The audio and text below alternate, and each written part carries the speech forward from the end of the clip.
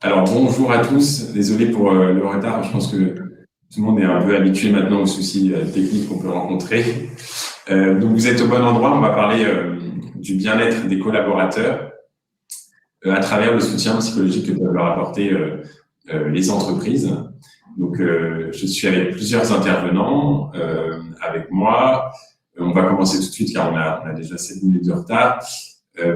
Donc, je vous propose, donc on a des petits soucis techniques avec Émile Bourgoin qui est DRH chez ING sur le son. Donc, on espère que ça va se régler. Ça fonctionne, c'est bon. Super. Désolée. Bonjour à tous. Bonjour. Merci du coup à vous trois d'être là. Ce que je vous propose, c'est qu'on fasse un rapide tour de table. Donc, je me tourne vers vous, du coup, Émile, vous êtes la dernière à avoir eu la parole, pour vous présenter rapidement en quelques minutes. Oui, bonjour à tous. Donc, je suis Emeline Bourgoin, directrice des ressources humaines chez ING France depuis bientôt 3 ans. Donc, moi, j'ai fait tout mon parcours dans les ressources humaines. Je n'ai pas de formation de psychologue, mais j'ai appris effectivement à travailler très proche avec les équipes opérationnelles et les managers. Et cette période a été très riche. Et je suis ravie de pouvoir la partager avec vous aujourd'hui. Merci d'être là. Myriam, je vous laisse prendre la parole. Oui, bonjour à tous. Myriam Madillot-Bernard, je suis psychologue clinicienne. J'ai travaillé dans de nombreuses institutions pendant de nombreuses années. J'ai ouvert un cabinet il y a plus de 20 ans et j'ai, au mois de mars 2020, comme tout le monde, dû fermer mon cabinet et me réadapter, si je puis dire. Et donc, j'ai proposé à mes patients de passer en téléconsultation, par visio ou par téléphone. Et donc, j'ai fait cette expérience-là, donc voilà, récemment. Et j'ai trouvé que bon, les gens étaient partants, que ça permettait de garder un lien. Et j'ai trouvé aussi que c'était un vrai travail, que en fait, l'écoute, l'échange passait très bien dans le lien thérapeutique par téléphone ou par visio. Et je finis pour dire que 2 mois après, au mois de mai, j'ai été embauchée sur Médecin Direct et là, j'ai fait à nouveau de nombreuses téléconsultations et des suivis. Donc voilà, cette expérience-là est effectivement très riche et très utile à mon avis. Merci Myriam. Et Antoine, je te laisse terminer. Ouais, merci Charles. Bonjour à tous. Alors donc moi je suis directeur général chez Teladoc Health France. On construit et on développe une solution de télémédecine qui s'appelle Médecin Direct depuis maintenant une grosse dizaine d'années. Voilà, Médecin Direct, on aime à se définir comme une clinique digitale, donc avec une approche du soin qui est graduée et coordonnée. Et puis c'est vrai que depuis plusieurs années maintenant, on réfléchit beaucoup à essayer de déplacer le curseur du soin vers la prévention et le bien-être, puisqu'on considère que plus on prévient ou mieux on est et meilleur on se soigne. Donc voilà. Parfait, merci Antoine. Donc j'ai pas rappelé les règles d'usage du webinaire, mais évidemment vous pouvez poser toutes vos questions dans l'onglet questions et nos trois intervenants se feront un plaisir d'y répondre à la fin du webinaire. Donc je vous épargne le contexte sur la crise qu'on vit. Quoi qu'on a quelques éclaircies hier, on a pu voir notre pression en terrasse depuis hier, donc ça contribue au bien-être. Mais voilà, on découvre plus sérieusement de nouvelles techniques, de nouveaux modes de télétravail. Un télétravail qui a été adopté de force avec la crise, qui va perdurer après la crise, car plusieurs entreprises, et on en parlera, ont adopté largement le télétravail comme première ou deuxième mode de travail.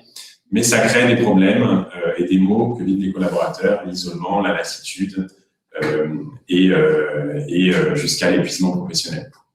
Donc voilà, on va vous donner des billes, des bonnes pratiques mises en place notamment chez ING par le DRH pour justement assurer l'équilibre, mais aussi des conseils d'experts avec Myriam qui est psychologue pour vous donner des billes, vous qui êtes DRH, car c'est la majorité de nos invités aujourd'hui, vous puissiez les répliquer dans vos entreprises. Donc, avant de commencer sur les bonnes pratiques en entreprise, peut-être Myriam, je me tourne virtuellement vers vous. J'ai abordé quelques mots, mais pouvez-vous nous en dire plus un peu sur les mots qui arrivent ou que vous découvrez ou qui sont exacerbés avec la crise et plus largement le télétravail? Oui, alors avant de vous parler du télétravail, j'ai choisi de vous parler du travail. Qu'est-ce que le travail? C'est quelque chose, c'est produire quelque chose pour gagner sa vie. Hein. Il y a une rétribution matérielle. Mais je dirais qu'il y a aussi une rétribution à notre place dans la société. C'est une façon de se sentir utile. C'est une façon d'appartenir à un groupe de professionnels, à une entreprise, à un projet, à un enjeu collectif. Et troisièmement, le travail, il a aussi une valeur psychique, à savoir de montrer à soi-même les compétences qu'on a, d'avoir une reconnaissance de ses compétences, une réalisation de soi et voire même pour certains une sublimation. Certains investissent énormément le travail et donc il y a beaucoup de valeurs psychiques, narcissiques qui passent à travers le travail. Donc maintenant, je vais faire un petit peu le focus sur le télétravail. À force d'écouter des personnes durant cette année qui vient de s'écouler, j'ai beaucoup entendu qu'il y avait des avantages. Effectivement, on a beaucoup parlé du fait qu'il y avait moins de stress puisque on n'avait pas à se déplacer, on n'avait pas à se retrouver dans les bouchons, donc moins de stress. On a aussi parlé d'une meilleure articulation pour certaines personnes entre la vie familiale et la vie professionnelle. Certains ont trouvé que pour travailler, pour traiter certains dossiers, c'était plus confortable d'être chez soi que d'être, par exemple, en open space. Et surtout, le télétravail nous a permis, durant cette crise sanitaire exceptionnelle, de continuer à travailler et a permis surtout aux entreprises de continuer à exister. Donc voilà, c'était pour serrer un petit peu tous les avantages que j'entends de la part des patients et de notre environnement. J'en viens aux inconvénients. Celui que j'ai mis en premier, c'est la sédentarité. En effet, beaucoup de gens ont des plaintes par rapport au fait qu'ils n'ont plus envie de bouger, n'ont plus envie d'aller faire du sport. On leur propose de retourner une journée en présentiel. Bon, ils n'en voient plus l'intérêt parce que leurs collègues ne sont pas là, par exemple. Donc, une sédentarité qui a aussi des effets sur la santé somatique et la santé psychique. Un deuxième inconvénient que l'on connaît tous, c'est l'isolement. Hein. Certains se sont accommodés de se retrouver un petit peu isolés, mais beaucoup de gens ont eu peur d'être oubliés ou alors ont perdu la motivation du lien social, la motivation de créer, la motivation d'aller vers les autres. Et puis, il y avait derrière tout ça aussi la peur de perdre son travail. Hein, c'était quelque chose qui revenait beaucoup. Et du coup, il y a eu une hyperadaptation de certaines personnes qui se sont mises à travailler encore plus jusqu'à l'épuisement.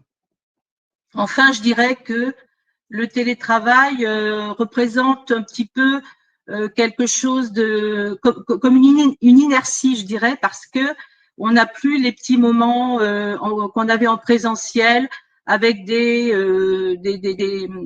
imprévus, avec le collègue que l'on rencontre et qui va vous inviter à aller prendre un déjeuner ensemble. On n'a plus les pots de départ de ceux qui vont quitter l'entreprise. Donc, tout ce que j'appelle l'ambiance a disparu. Et ça, je pense aussi que c'est un petit peu un regret des personnes qui sont que en distanciel. Enfin, je dirais que la maison est devenue un petit peu un lieu où le travail est entré. La maison est moins un lieu privé, moins un lieu protégé. Chacun a dû se trouver un petit coin bureau dans la maison, a dû pousser les murs. Donc voilà, ça c'était pour vous serrer tous les inconvénients. Et en conséquence, effectivement, vous le savez tous, hein, beaucoup de gens ont développé des troubles psychiques, des débuts de dépression, des crises d'anxiété, des sentiments d'inutilité, des pertes de motivation, etc. Donc ça, effectivement, c'est ce que les psys voient. Hein.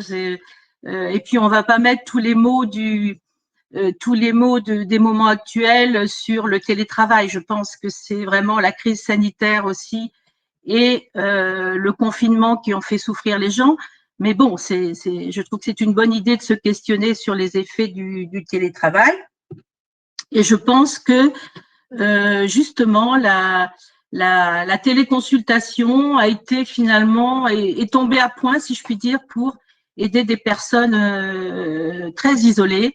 Hein, bon, je pourrais en reparler si vous voulez tout à l'heure, mais j'ai eu beaucoup d'étudiants, par exemple, qui étaient en grande souffrance, des jeunes professionnels très éloignés, des personnes dans des campagnes perdues où ils n'avaient aucune interrelation.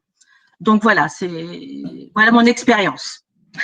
Merci Myriam. Effectivement, et vous, du coup, peut-être Emeline, est-ce que, avant de nous parler de ce que vous avez mis en place pendant ces 1 an de Covid, des mesures que vous avez prises, est-ce que c'est des mots auxquels vous êtes confrontés en tant que DRH au quotidien avec vos salariés? Alors oui, c'est intéressant. En fait, nous depuis le début du confinement, on suit avec des enquêtes régulières nos équipes toutes les 6 semaines à peu près. Et alors, ce qui a été assez remarquable, c'est que disons que jusqu'au 2e confinement, donc en octobre, le moral était plutôt bon. Donc, on demandait aux gens de noter leur moral sur une échelle de 0 à 10. Et je dirais que jusqu'au mois d'octobre, on a vu même les choses plutôt augmenter. Donc, en début de confinement, du premier confinement, on était à 7,4 sur 10 en moyenne. Au moment où les choses se sont un peu relâchées, on a commencé à permettre aux gens de revenir un petit peu au bureau, mais c'était vraiment parcimonieux, avec beaucoup de liberté. C'est même remonté à 8. L'été, on était à 8,2, quasiment 9. Enfin voilà, des bons moments.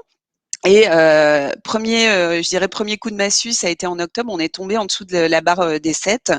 Et là, le 2e confinement, enfin le 3e pardon confinement depuis le début d'année ne fait que renforcer la pression. La dernière enquête qu'on a menée, qui était il y a 15 jours maintenant, nous donne des résultats à 5,9. Et les 3 facteurs les plus importants sur ce moral qui ressortent sont le workload. Donc, je rejoins Myriam effectivement sur les gens qui se sont lancés encore plus dans le travail. Alors, on n'a pas connu de situation d'épuisement, mais en revanche, on a ce sentiment d'être dépassé en fait par la charge de travail. Le deuxième, c'est 49% des gens disent que c'est leur niveau de stress. Et enfin, 43% des gens parlent de l'environnement de travail, puisque effectivement, la maison devient le travail et le travail devient la maison. Et donc, ça génère aussi de la fatigue et du stress pour nos collaborateurs.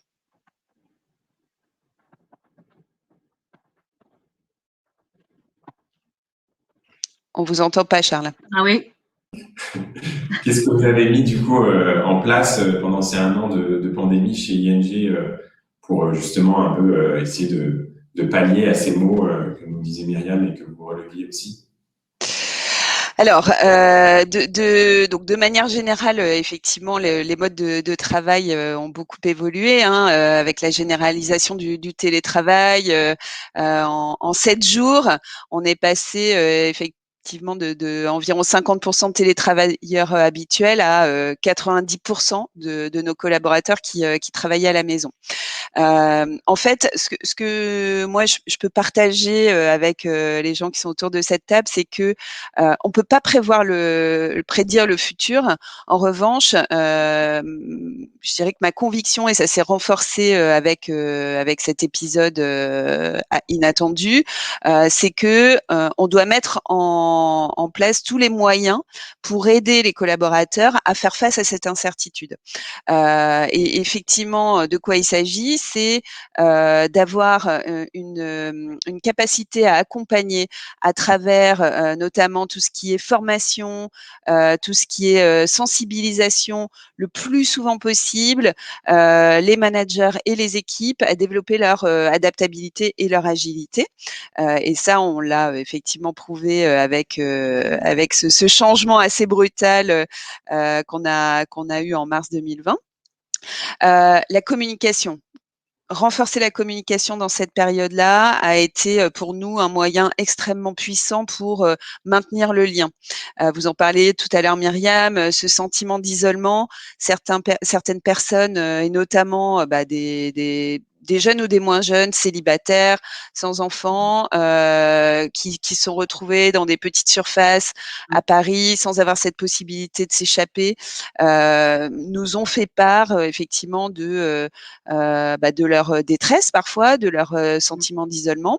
On a renforcé la communication à leur encontre, que ce soit de la communication officielle pour expliquer stratégiquement quels étaient nos plans d'action, mais aussi moins officiels avec du partage de bonnes pratiques, certains collaborateurs qui naturellement ont fait connaître leurs talents aux autres et ont animé des cours de sport pour leurs collègues, ont créé des espèces de on va dire d'initiatives pour garder le lien social. On a créé ce qu'on appelle les ateliers ING Loisirs, et donc ça permet très régulièrement de découvrir, partager des passions ou des centres d'intérêt communs. Donc ça peut être la lecture, ça peut être le football, ça peut être tous ces sujets-là, et ça recrée ce lien un peu finalement qui nous manque, de spontané. Alors on n'est plus dans la spontanéité puisque tout ça c'est programmé, mais ceci étant dit, l'échange qui est créé pendant ces moments-là, même si c'est organisé par l'entreprise, nous a permis effectivement de constater que on recrée un lien social plus fort. Et par ailleurs, donc effectivement, tout ce qui était sécurité, donc nous, on a fait le choix de mettre les gens quasiment à 100% en télétravail. On a quelques personnes qui viennent au bureau pour traiter des missions qui ne peuvent pas être traitées de la maison, pour protéger la santé de nos salariés, pour les mettre en sécurité. Et ça, c'est quelque chose qui nous est régulièrement remontée par les collaborateurs, et notamment dans nos pulses, puisqu'on regarde aussi comment ils perçoivent les actions mises en place par la direction chez ING. Et effectivement, on a à peu près 85% de nos collaborateurs qui estiment depuis le début de la crise que on a mis en place des actions qui sont même supérieures à ce qui a été fait dans d'autres entreprises. Donc, ils sont assez fiers de voir qu'on leur a fait confiance. Et ça, c'était probablement une des premières choses qu'on a souhaité mettre en œuvre, c'est renforcer la confiance managériale, parce que dans des endroits comme les centres d'appel, par exemple, où je crois qu'on est à peu près les seuls à avoir donné l'autorisation à nos collaborateurs en centre d'appel de travailler chez eux, ils ont été ultra fiers de ça, et ça les a boostés. Donc là, derrière, il y a eu peut-être pour certains cette envie de bien faire et de travailler plus. Et donc derrière, nous, on a défini vraiment des pratiques efficaces pour baisser la charge de travail. Mais ça, j'y reviendrai probablement après pour définir plus concrètement toutes ces pratiques. Merci beaucoup pour tous ces éléments. Mais du coup, d'ailleurs, alors c'est une petite question à côté, c'est est-ce que vous avez réfléchi du coup à la politique de l'après, justement sur le télétravail? Qu'est-ce que vous avez mis en place, vous, chez ING, Émilie? Alors bon, déjà la conviction, et je crois qu'on la partage pour beaucoup, c'est que le travail 100% au bureau, les 5 jours au bureau, c'est révolu. Donc nous, depuis juillet de l'année dernière, on a monté une équipe projet composée d'une 40aine de collaborateurs qui viennent de tous les départements de l'entreprise et qui travaillent sur ce projet de ce qu'on appelle le New Normal. Alors ça a changé de nom depuis, puisqu'on a évolué dans la réflexion. En fait, c'est un modèle hybride. hybride de travail dans le futur qu'on veut durable. Et donc le mot d'ordre chez nous, c'est flexibilité, avec une directive générale groupe internationale qui est de dire pas plus de 50% du temps au bureau, et faisons en sorte que ce temps au bureau soit du temps d'intelligence collective. Si vous venez au bureau juste pour vous mettre derrière votre ordinateur et faire votre visioconférence comme vous le faites chez vous, aucun intérêt à faire 1 heure de transport, à vous stresser dans la voiture ou dans les transports en commun, de vous mettre en risque, etc. Et donc, c'est comment on repense les lieux et les façons de travailler pour avoir une partie de votre temps à la maison pendant lequel vous êtes soit sur vos dossiers, vos emails ou en visioconférence, soit vous êtes au bureau et là, vous retrouvez de l'intelligence collective et des moments de partage et de développement ensemble. Donc ça, c'est vraiment les éléments essentiels. Et puis, par ailleurs, on a vraiment de façon durable réinventé tous nos process RH, que ce soit le recrutement, l'onboarding, donc tout ce qui est intégration, et tous ces process sont complètement digitalisés aujourd'hui et on a donné vraiment les moyens pour les collaborateurs et les managers pour continuer à transmettre malgré tout la culture de l'entreprise dans ce cadre-là. Voilà, en Très quelques bien. mots. Et Antoine, alors moi je connais la politique, donc on a 15 jours de télétravail par mois. Pourquoi du coup pas du full remote? Ça rejoint peut-être ce que disaient Myriam et Emeline. Oui, on souscrit beaucoup à ce que vient de dire Emeline et Myriam juste avant. Donc, pourquoi pas du full remote? Parce qu'on considère aujourd'hui qu'il y a une vraie valeur à ce que les gens se retrouvent, les collaborateurs se retrouvent dans des moments d'intelligence collective, comme vous disiez, Emeline, à ce qu'ils puissent collaborer dans des moments un peu informels aussi, se retrouver de façon autour d'un café, pouvoir avoir un certain nombre d'échanges informels. Ça a beaucoup de valeur pour créer du lien, créer de la cohésion. Donc, on n'a pas voulu aller sur le full remote pour ces raisons-là. Après, personne peut dire aussi ce que sera l'avenir, effectivement.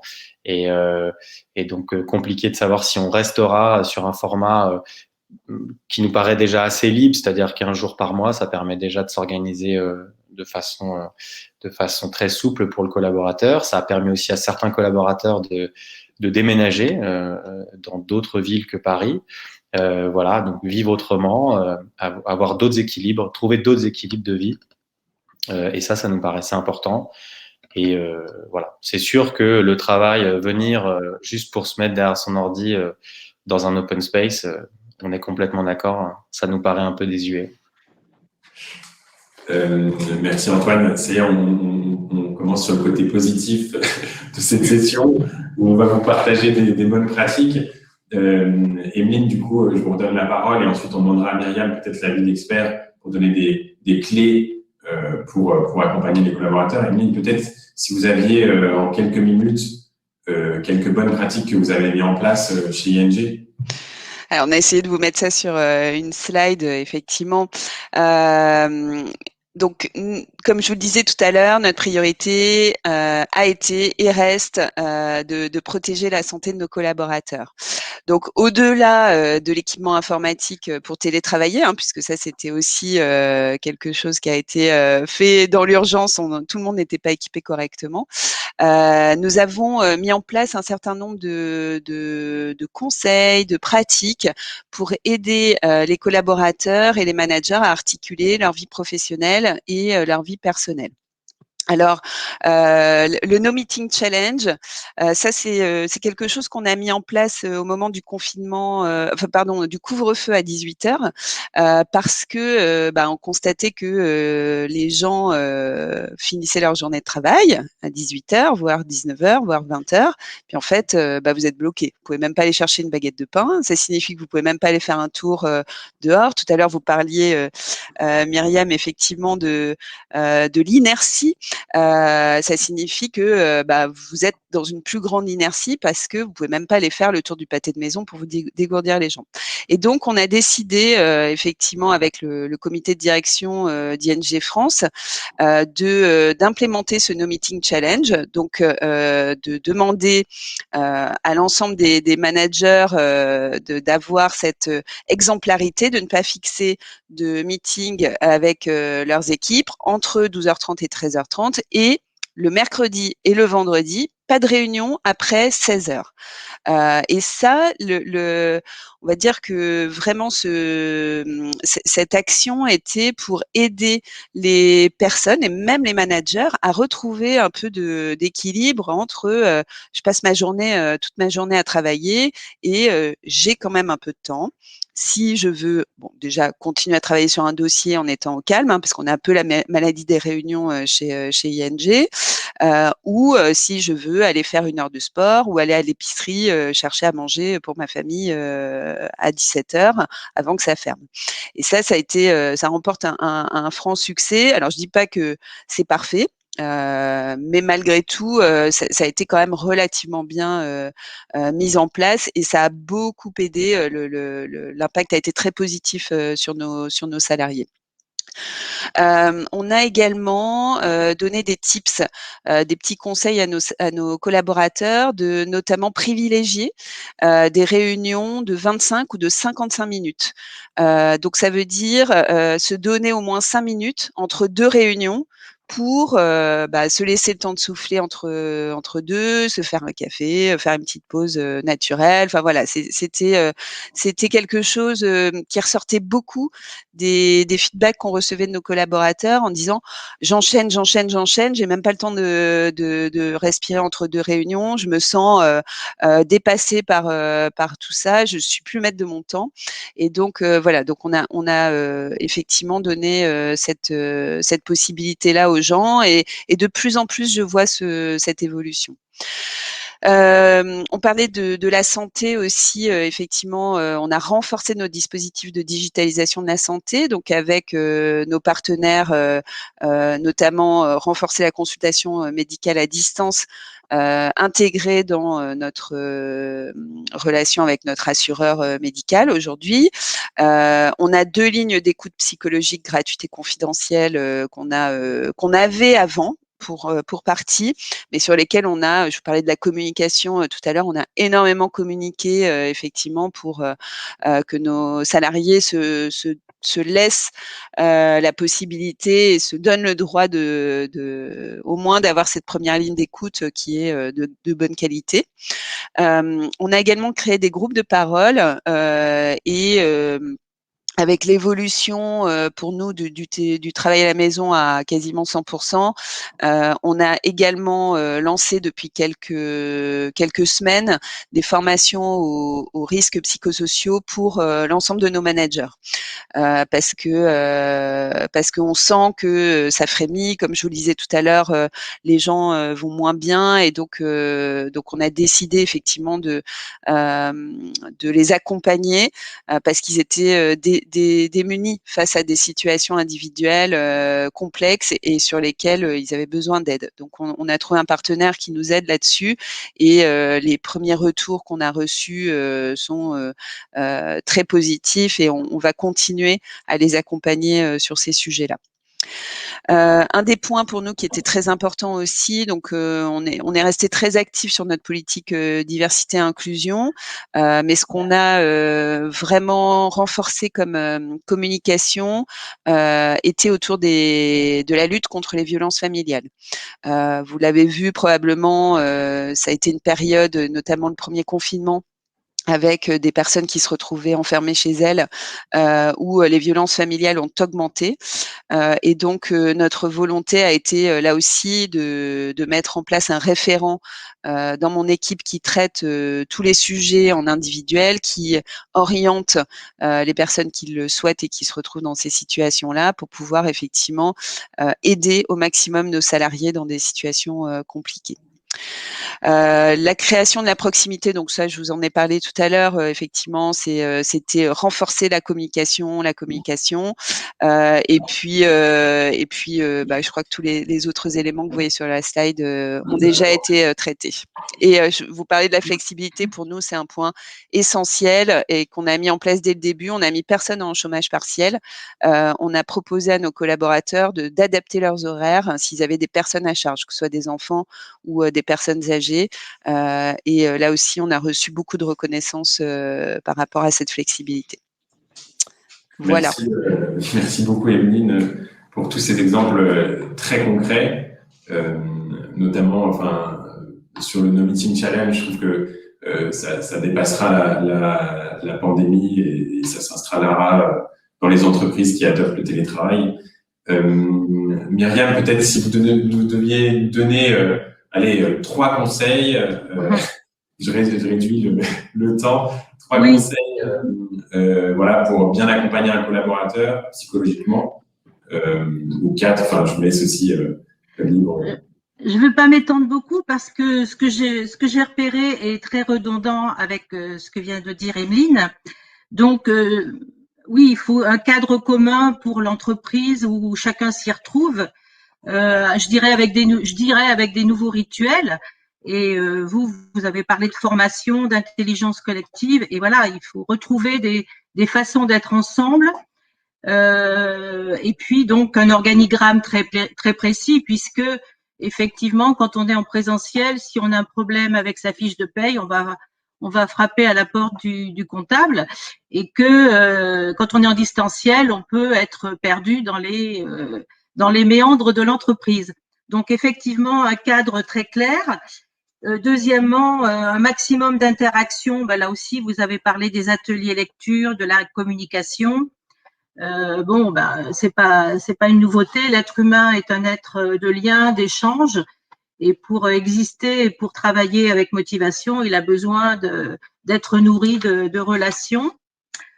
Et puis mon 3e point qui me tient à cœur, c'est l'accueil des jeunes professionnels, parce que je pense qu'ils ont été mis à mal. J'ai été très émue en écoutant des étudiants qui étaient partis à l'étranger pour vivre des expériences enrichissantes et qui se sont retrouvés entre 4 murs collés à leur ordinateur. Et donc, je pense que ces personnes-là auront besoin d'une particulière bienveillance, d'un petit peu, un peu plus de présentiel aussi, parce que une carrière professionnelle aussi se vit aussi sur le terrain. Et donc, voilà, ce sont des jeunes qui auront peut-être manqué de certaines étapes de stages variés, de stages enrichissants, et qui auront besoin d'être accueillis particulièrement bien dans les entreprises. Voilà, pour le moment. Merci Myriam. Oui, donc une attention vraiment particulière pour les jeunes pros, ceux qui arrivent sur le marché du travail. Et d'ailleurs, juste parenthèse sur les étudiants qui arrivent dans le monde du travail, c'est vrai que l'onboarding de ces profils-là et leur début dans la vie professionnelle peut aussi être très compliqué parce qu'on n'a pas les repères qu'on a quand on vient au bureau avec tout le cadre qu'il y a. Et quand on est en full télétravail, ça peut aussi être assez compliqué. Voilà. J'aurais pas aimé être étudiant l'année dernière et chercher Je suis tout à fait d'accord. Nous, on a réussi à se réadapter parce qu'on a travaillé beaucoup sur le terrain, donc on a le cadre dans la tête, on sait à qui s'adresser. Mais des jeunes professionnels n'ont pas assez vécu de terrain, donc ça risquera de leur manquer à un moment ou à un autre. Très clairement. Antoine, du coup, je te donne la parole. Tu es directeur général de Teladoc Health France et est-ce que tu peux nous en dire plus sur le parcours que vous avez développé chez Médecins Directs? Oui, bien sûr. En fait, donc, pour être très concret, comme je vous disais en introduction, nous, on a toujours essayé de réfléchir à une vision assez holistique de notre clinique digitale et dans ce cadre-là, avec le déplacement du curseur vers quelque chose qui soit plus orienté prévention et bien-être, on a évidemment en premier lieu pensé à bien dans sa tête, donc on appelait ça bien dans sa tête, donc à un parcours qui viserait à prévenir les risques psychosociaux et soutenir les collaborateurs psychologiquement.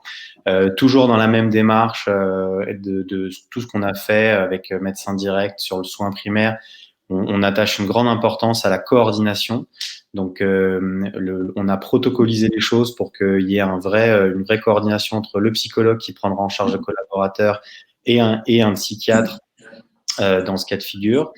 Et on attache aussi une très grande importance au suivi parce que on croit à des choses qui s'étalent dans le temps et qui sont pas juste une prise en charge ponctuelle, mais pour vraiment accompagner le collaborateur jusqu'à ce qu'il se sente mieux. On croit à la vertu du suivi. Je vais rentrer très rapidement du coup dans le détail d'un parcours. L'idée, c'est plus de vous illustrer schématiquement à quoi ça ressemble. Donc, on a le collaborateur qui va choisir du coup son parcours santé, donc bien dans sa tête en l'occurrence. Il va décrire pourquoi au démarrage. On croit à la vertu de dire pourquoi on vient, essayer en tout cas de le formaliser. Ensuite, évidemment, il va y avoir une étape de trouver un créneau commun avec le psychologue. Le premier rendez-vous, puisque comme je vous disais, on s'inscrit dans quelque chose, dans un parcours. Le premier rendez-vous est un rendez-vous de bilan avec le ou la psychologue. Et puis, l'idée, c'est que entre ce premier rendez-vous de bilan et les suivants, on va pouvoir avoir des interactions aussi, soit à 3, soit à 2, avec le psychiatre si besoin. Hein. Encore une fois, c'est vraiment seulement en cas de besoin. Et puis, voilà, on va enchaîner 2, 3, 4, donc 4 à 6 rendez-vous avec le psychologue. L'idée étant d'en sortir avec un bilan. Et puis que ce bilan permette aux collaborateurs de s'inscrire dans une dynamique un peu nouvelle, voilà, postérieure à cet accompagnement. Très clair. Et tu disais que ça s'inscrivait dans plusieurs parcours. Il y a le parcours bien dans sa tête, donc sur la psychologie. Est-ce que tu peux nous parler des autres parcours de bien-être que tu as développés chez Médecins Directs? Qu'on a développé, puisque je ne suis pas tout seul. Mais oui, tout à fait. Encore une fois, on en revient à cette vision un peu holistique de l'être humain, à la fois parce que on est un tout, donc on peut les mots qui nous accompagnent que ce soit du stress, de l'épuisement, à utiliser à recourir à un psychologue peuvent aussi venir d'autres choses. Donc c'est pour ça qu'on dans cette approche un peu 360, on a voulu développer d'autres parcours, donc un parcours bien dormir qui peut avoir aussi un impact sur bien dans sa tête. Hein. Tout ça est un ensemble, encore une fois. Bien manger autour des problématiques qu'on peut voir sur la perte de poids, une prise de poids ou certains sujets de maladies chroniques. On a aussi, et ça c'est un sujet assez clé dans les entreprises, le bien se tenir. Mais que d'ailleurs dans les entreprises, que ce soit en présentiel ou que ce soit en distanciel, parce que quand on est à la maison, et Myriam en parlait tout à l'heure, et Emeline aussi, l'adaptation du poste de travail au domicile, c'est clé. Donc la prévention des troubles musculo-squelettiques, pour employer un terme un peu plus barbare, c'est pas qu'au bureau, ça peut aussi être à la maison. On travaille en ce moment au développement d'une offre d'un parcours autour de bien vivre sa maternité. Là aussi, dans une vision un peu holistique, ça nous paraît clé d'accompagner les futures mamans ou celles qui viennent de le devenir. Et puis enfin, un peu le penchant d'un bien manger et vous parliez aussi tout à l'heure, Emeline et Myriam, de la sédentarité qu'engendre le télétravail. On a voulu travailler sur un parcours bien bougé, voilà, pour un peu boucler la boucle, comme on pourrait dire, et avoir une offre, une offre complète et pour les collaborateurs, voilà. Merci Antoine. Merci du coup à vous tous. On va passer à la phase des questions et réponses. Merci pour tous ces échanges. Je pense que voilà, ce qu'on retiendra, c'est que voilà, le télétravail, oui, avec un cadre, mais aussi en pensant à favoriser les interactions en gardant un peu de présentiel et en mettant en place des solutions comme l'a fait ING, et surtout faire attention à la génération qui entre sur le marché du travail, comme le disait Myriam. On a quelques questions, vu qu'on est un peu, on a commencé en retard et qu'on arrive un peu à la fin en temps. Je vais en sélectionner. Je vais prendre peut-être une question pour Myriam. Alors, vous avez répondu. Alors là, c'était une question sur est-ce que vous avez rencontré des jeunes travailleurs en particulier ou des jeunes diplômés, donc vous nous avez répondu que oui, que c'était une population où il fallait faire attention. Peut-être une question d'Antoine de Joibert, donc pas Antoine l'intervenant, sur est-ce que on voit des limites à la téléconsultation. Peut-être Myriam, vous pouvez nous parler de la téléconsultation psy. Est-ce que vous voyez des limites et des avantages? Bien, au début de mon activité en téléconsultation, j'avais un doute sur le fait que on puisse faire quelque chose de limité dans le temps, parce que c'est difficile. Et en fait, je me suis rendu compte qu'un suivi de 5-6 séances, c'était une façon vraiment de mettre au travail des questions, de mettre le pied à l'étrier et de donner envie aux gens de prendre soin d'eux, de trouver peut-être après d'autres lieux pour continuer. Mais en tout cas, ce qui était intéressant, c'est que des personnes qui n'auraient pas forcément fait la démarche l'ont faite là parce qu'elle était peut-être plus discrète. Pour les jeunes, c'est pas si évident que ça d'aller parler à quelqu'un. Et là, avec les moyens technologiques, c'était assez facile.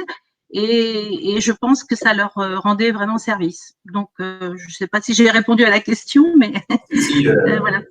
Ça, du coup, enfin, de ce que j'en comprends, c'est que ça peut faire tomber des barrières Voilà. à la consultation d'un psychologue en ville, en physique. Je pense que c'est l'intérêt. Est-ce qu'Antoine, tu voulais rajouter quelque chose sur la téléconsultation versus consultation? En fait, ça fait maintenant voilà, une grosse dizaine d'années qu'on travaille sur la téléconsultation. Nous, aujourd'hui, évidemment, la téléconsultation ne peut pas tout traiter, mais aujourd'hui, on voit assez peu de limites finalement en soins primaires. On s'en est bien rendu compte puisque pendant le premier confinement, même les médecins finalement de ville étaient fermés. Donc, on a fait la démonstration que ça fonctionne. Voilà, avec un bon interrogatoire, ça résout pas mal de choses. Après, si ça permet aussi surtout d'orienter dans certains cas de figure, et ça permet d'éviter une errance thérapeutique dans d'autres. Donc enfin en tout cas, on est évidemment très convaincu des vertus de la téléconsultation. Voilà. Après, ça ne remplacera jamais à 100% parfois la nécessité d'aller faire un certain nombre d'examens en ville ou de voir en présentiel un médecin. Voilà. Merci Antoine. Alors, on a beaucoup de questions qui tombent là. Donc, je vais en reprendre une. Peut-être pour Emeline, comment vous gérez le décrochage des collaborateurs sur cette période compliquée? Je crois que pour nous, le plus important, ça a été et c'est encore, d'accompagner nos managers à détecter les signaux faibles. Effectivement, le décrochage, quand on est à distance, on le perçoit pas forcément.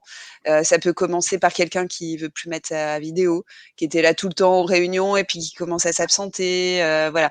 Donc c'est grâce aux formations qu'on a mises en place pour nos managers, c'est leur apprendre à détecter ces signaux faibles. Et ensuite, à travers tous les dispositifs de communication qu'on a mis en place pour vraiment mettre en valeur, que ce soit les téléconsultations, les aides psychologiques, ou même l'intervention de mon équipe, hein, sur certains cas où effectivement certaines personnes de mon équipe peuvent prendre attache avec certains collaborateurs qui commencent à décrocher parce qu'on a pu détecter ces signaux faibles, ça nous permet de maintenir à flot quand même globalement l'activité, la performance et d'éviter ce fort décrochage. Donc voilà. Très clair. Merci, Emeline. Donc, on arrive à la fin de ce webinaire. Je pense qu'il y a peut-être il y a d'autres questions. Je vous propose qu'on y réponde par retour de mail, car on arrive à court de temps. Merci à tous. Merci à vous trois déjà, Myriam, Emeline et Antoine, d'avoir participé à ce webinaire. Je pense que ça nous a donné voilà, encore du contexte sur la prise en charge des collaborateurs et beaucoup de clés justement pour faire en sorte que voilà, cette transition au télétravail soit finalement bénéfique pour les collaborateurs. Donc merci à vous. Ce webinaire est enregistré, donc il sera accessible. Et je vous souhaite du coup une bonne fin d'après-midi, peut-être de bons moments en terrasse maintenant que c'est réouvert. Merci à tous. Au revoir. Au revoir. Merci beaucoup. Au revoir.